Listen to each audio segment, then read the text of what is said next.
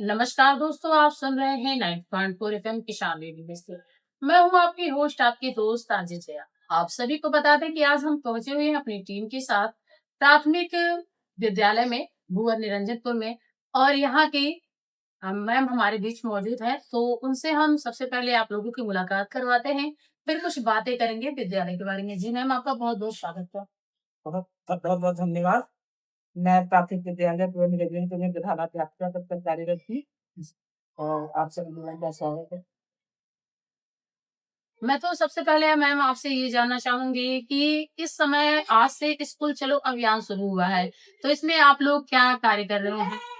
ये स्कूल चलो अभियान में हम लोग बच्चों की रैली निकालते हैं जैसे गाँव में और लोगों को जागरूक करते हैं कि जो भी बच्चे 6 साल के हैं उनको कक्षा 1 में नामांकन कराएँ और 3 से लेके 5 वर्ष के जो बच्चे हैं उनका 3 से लेके 5 वर्ष के बच्चों का नामांकन हमारे यहाँ बाल वाटिका है चल रहा है, इसमें कराएँ, आंगनबाड़ी में कराएँ और सरकार ने काफ़ी अच्छी योजनाएँ इन बच्चों के लिए लागू कर रखी हैं, तो इसका लाभ उठाएँ और बच्चों का नामांकन अधिक से अधिक कराएँ।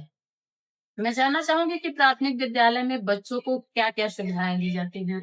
यहाँ पे डीबीटी के माध्यम से इनके गार्जियन के अकाउंट में ₹1200 जाते हैं, जिनमें इनको ड्रेस खरीदनी होती है, स्कूल यूनिफ़ॉर्म, जी, बैग, इसके अलावा जूता-मोजा, जी, ये सब चीज़ें जो है स्वेटर और उसके अलावा ₹100 स्टेशनरी के जाते हैं। तो ये सब सुविधाएँ सरकार द्वारा प्रदान की जा रही हैं। इसके साथ-साथ यहाँ अ, पीएम पोषण योजना के अंतर्गत बच्चों को 6 दिन जो है विभिन्न प्रकार के भोजन दिए जा रहे हैं और गरमा-गरम भोजन बच्चों को दिए जा रहे हैं।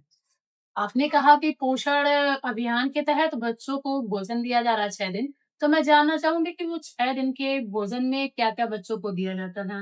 जैसे सोमवार को रोटी-सब्जी है, रोटी-सब्जी के साथ एक फल दिया जाता है। फिर मंगलवार को दाल-चावल है, उसके बाद बुधवार है, बुधवार को तहरी और प्लस दूध। बृहस्पतिवार को रोटी और दाल युक्त सब्जी। फिर शुक्रवार को तहरी और फिर शनिवार को दाल युक्त सब्जी है और चावल है। तो इस प्रकार 6 दिन 6 प्रकार के भोजन दिए जा रहे हैं बच्चों को। मैम मैं आपसे जानना चाहूँगी कि आपके प्राथमिक विद्यालय में कितने बच्चे कितने बच्चों का एडमिशन हो चुका है अब तक? इस समय जो है हमारे यहाँ 19 मई तक 122 बच्चों का एडमिशन हो चुका है जी और 1 मई से फिर स्कूल चलो अभियान प्रारंभ हो रहा है और हमें उम्मीद है कि जो है, जो बच्चे छूटे हुए हैं, जो बच्चे उनका नामांकन विद्यालय में कराया जाएगा। 1 मई मैम या फिर 1 जुलाई? नहीं, 1 जुलाई से 15 जुलाई तक ये दूसरा चरण चल रहा है स्कूल चलो अभियान का। उसके पहले 1 अप्रैल से चल चुका है पहला चरण। जी। विद्यालय में साफ-सफाई और दाई वगैरह की क्या व्यवस्था है?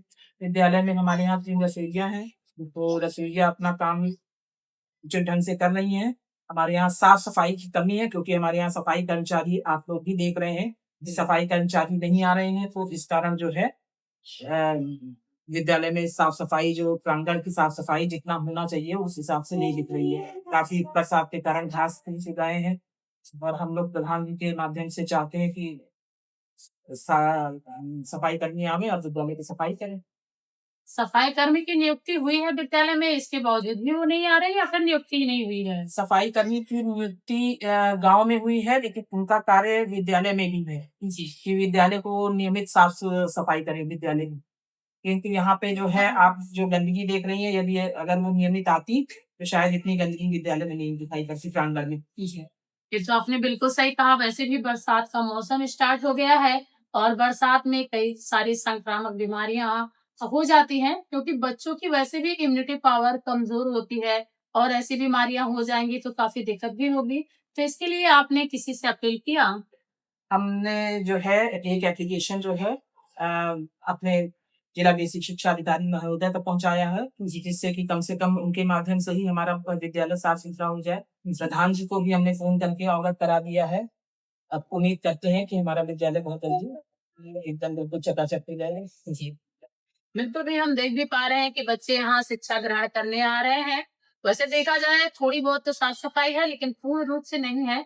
तो मैं भी अपील करना चाहूंगी बेसिक शिक्षा अधिकारी से कि बच्चों के विद्यालय में कम से कम साफ सफाई और शुद्ध पेयजल, इन सारी चीजों की व्यवस्था हो। सफाई कर्मी की अगर नियुक्ति हो गई है, उन्हें पैसा सरकार दे रही है, तो उनका पहला कर्तव्य होता है कि बच्चे जो हमारे कल के भविष्य हैं, उनकी सेहत पर विशेष ध्यान दें, क्योंकि बरसात का मौसम स्टार्ट हो चुका है और आज से संचारी रोग अभियान भी चल रहा है।